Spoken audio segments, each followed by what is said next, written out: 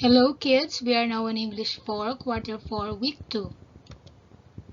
And our lesson for today is about writing a reaction about a story read. At the end of this lesson, you are expected to write a reaction about a story read. Let's have a drill. You are going to read each situation and you are going to choose the appropriate ending by writing the letter of the correct answer. Let's begin. Number 1. Leia studies her lesson every day. She is very attentive in class. One day, the teacher gave them a test. A. She answered the test correctly. B. She did not pass the test. C. She got a low grade on the test.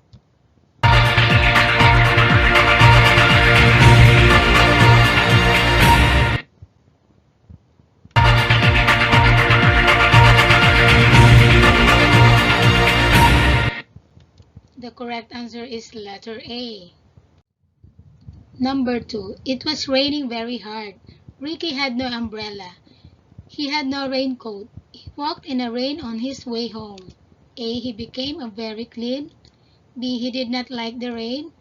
C. He got sick.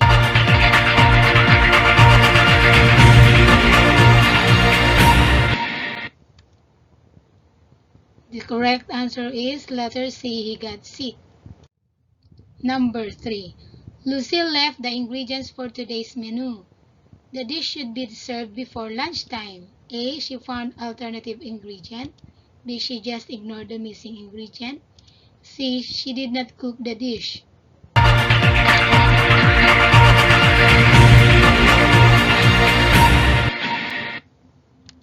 The correct answer is letter A. She found alternative ingredient. Number 4. Samantha watched television until midnight. She had no time to fix her school bag. She was very sleepy. A. She got up early. B. She got the highest score on the test. Letter C. She felt sleepy on the classroom.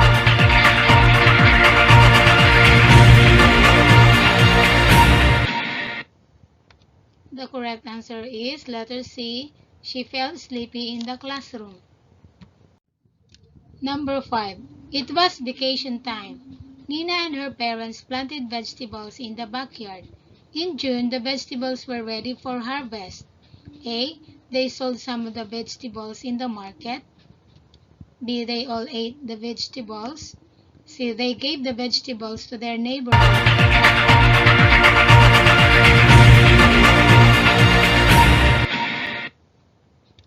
The correct answer is letter A. They sold some of the vegetables in the market. Did you get all the correct answer, kids? Good job! Now let's have a review. Directions. Identify what is asked in each sentence. Write the letter of your answer. The sequence of events that make the story sometimes includes conflict. A. Setting. B. Theme. C. Plot.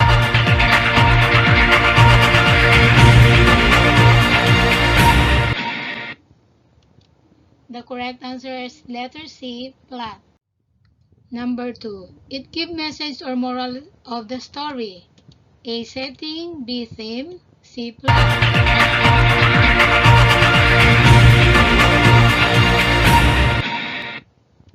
The correct answer is letter B. Theme. Number 3. Don't judge a book by its cover is an example of A. Setting. B. Theme. C. Conflict.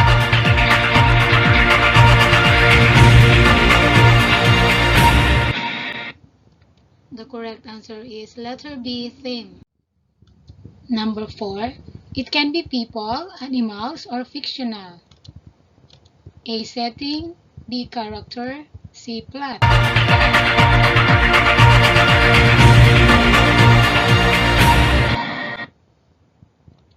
The correct answer is letter B. Character. Number 5. Time and place that the story will take place. A. Setting. B. Theme. C. Plot.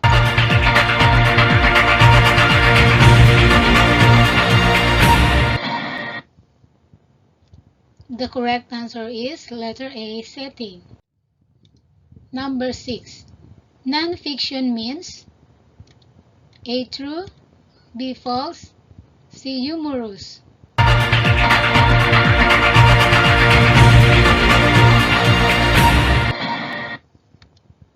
The correct answer is A. True. Number 7. A biography describes A. The hobbies and career of an individual, B. The childhood experiences, family, and career of an individual, C. The mistakes one has made in life.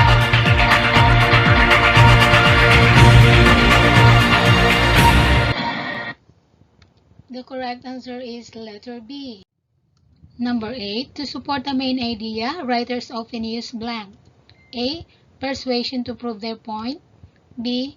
Facts and details to help prove their point, and letter C. Opinions in details to help prove their point.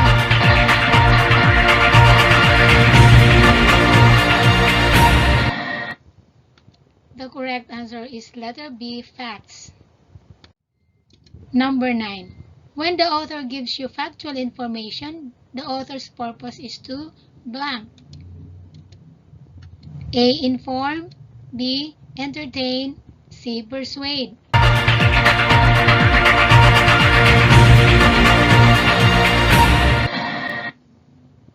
The correct answer is letter A.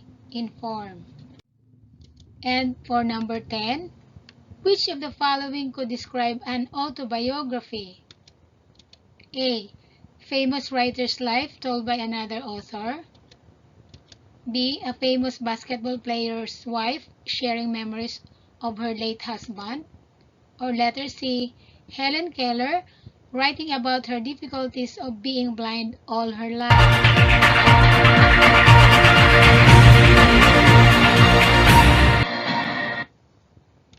The correct answer, kids, is letter C.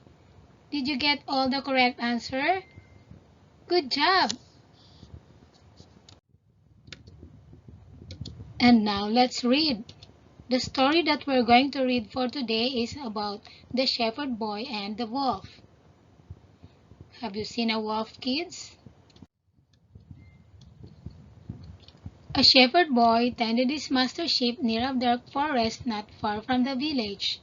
Soon, he found life in a pasture very dull. All he could do to amuse himself was to talk to his dog or play on his shepherd's pipe. One day, as he sat watching the sheep in the quiet forest, he was thinking what he would do should he see a wolf. So, he thought about a plan to amuse himself.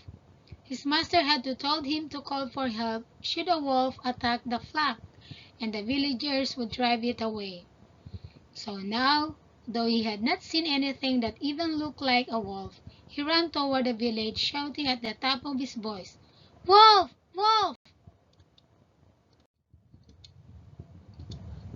As he expected, the villagers who heard the cry dropped their work and ran in a great excitement to the pasture.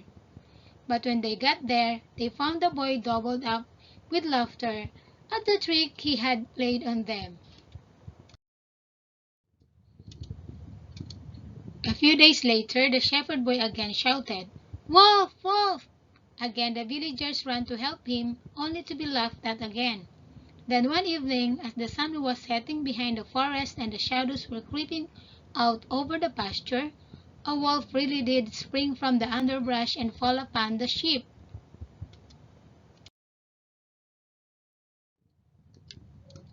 In the terror, the boy ran toward the village shouting, "Wolf! Wolf!" But though the villagers heard the cry, they did not run to help him as they had before. "He cannot fool us again," they said. The wolf killed a great many of the boy's sheep and then slipped away into the forest.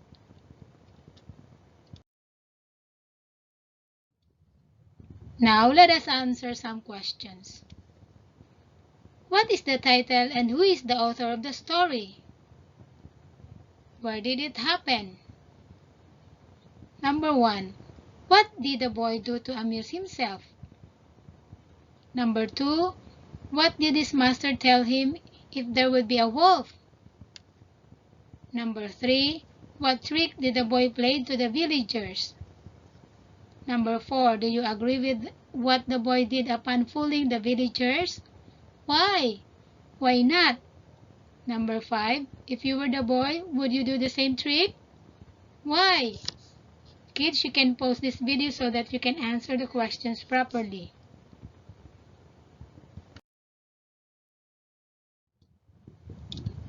Now let's talk about a reaction paper. When we say reaction paper, it is designed for you to consider carefully what you think or feel about something you read, seen, or watch. There are some parts of reaction paper. We have introduction, body, and conclusion. Let's talk about introduction. It shows basic information like article, book, movie, title, main ideas. Number 1, you have to write the title and the writer of the story. And number 2, you have to tell a short summary about the story. And for the body of the reaction paper, you should highlight the main points and key supporting points. Like, you're going to write the main idea with evidence and examples, and you have to write 2 to 3 supporting details. When you're going to write a conclusion, you should hit a synthesis of key points based on what is read, and no new information should be added. And it should tell about the theme of the story, and it should write how you felt while reading the story, and of course you have to explain if you agree or disagree with the story in 1 to 3 sentences.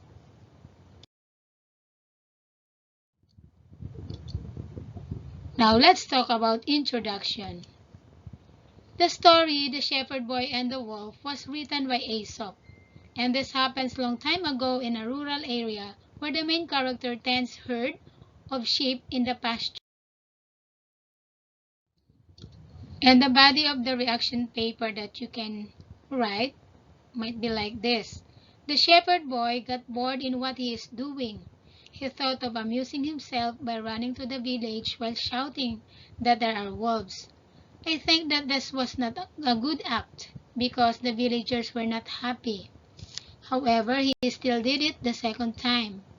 On the third incident that he shouted, there were real wolves, but no one came to help him. I feel that the villagers are already angry, so they did not help him. The boy fooled them twice already, and a third time would not happen.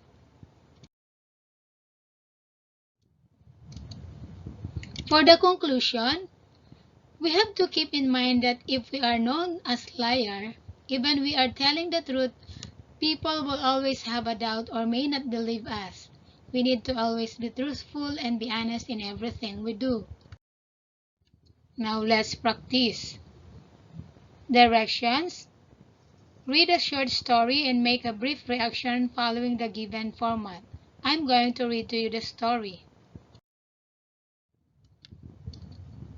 The Monkey Who Wanted to Swim by Pablo D. Baltazar.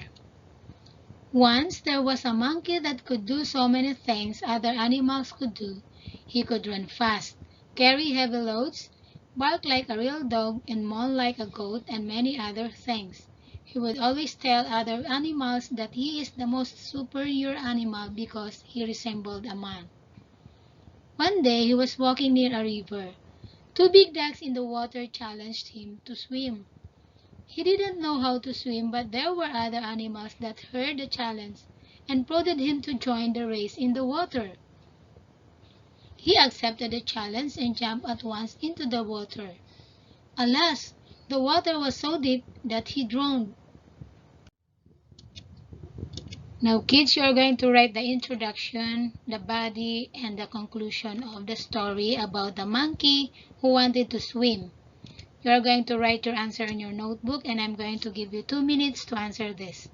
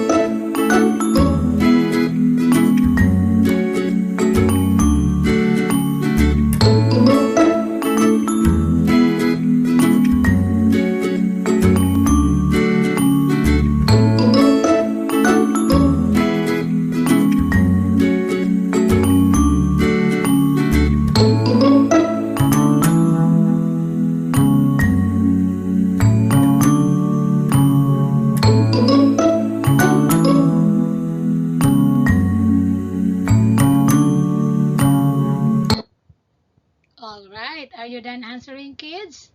Good job!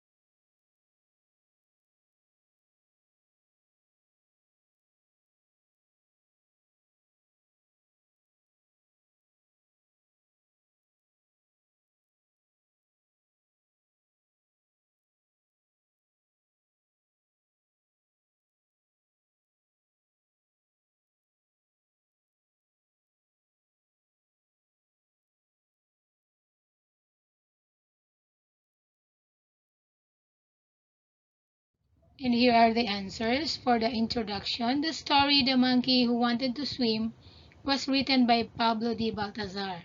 The monkey was the main character here, and he is very proud of himself because he could do many other things that other animals could do.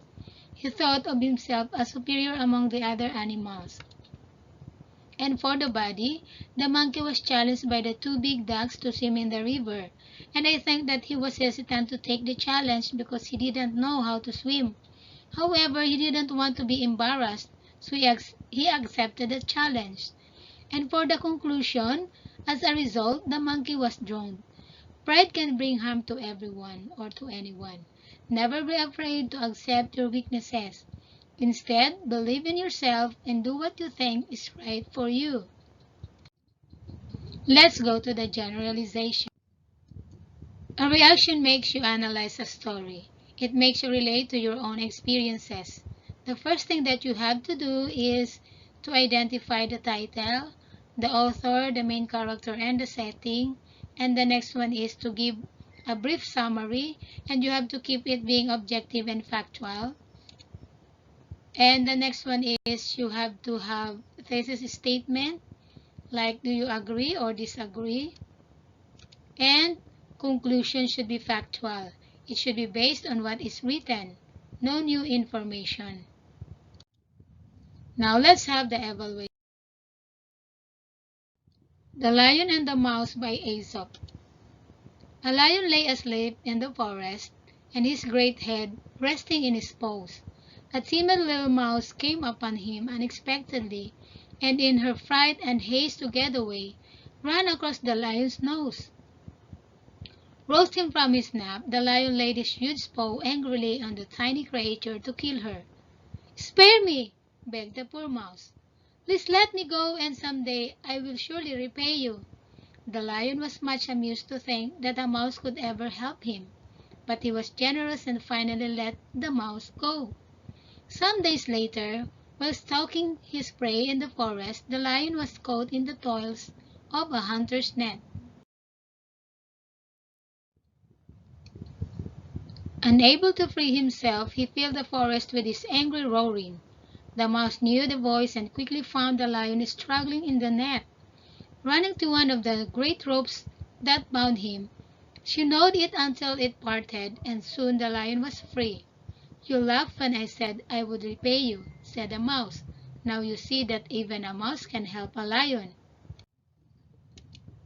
This time you're going to answer this. You are going to write the introduction, the body of the story, and the conclusion. I'm going to give you another 2 minutes to answer this.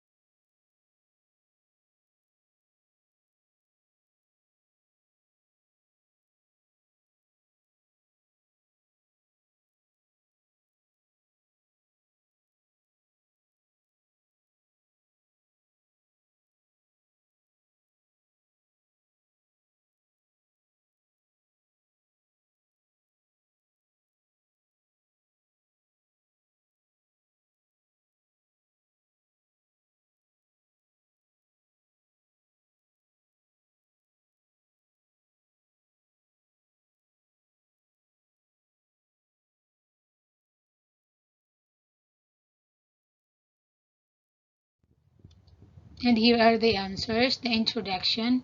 The story The Lion and the Mouse was written by Aesop. The story happened in the forest. The characters are the lion and the mouse. The lion thinks that a big creature like him could not be helped by the small creature like the mouse. The body. The lion was awakened by the mouse. The lion was about to eat the mouse, and the mouse pleaded to let him go, and told the lion that soon he will repay for his kindness. Days later, the lion was caught by the hunter's net. The mouse heard the lion's roar and helped him by gnawing the net and set him free. The conclusion: I agree with what the mouse said. The mouse can help a lion, which means that no matter how big or small you are, you can still help others. And that is the end of our lesson for today. Thanks for watching. I will see you next week. Bye!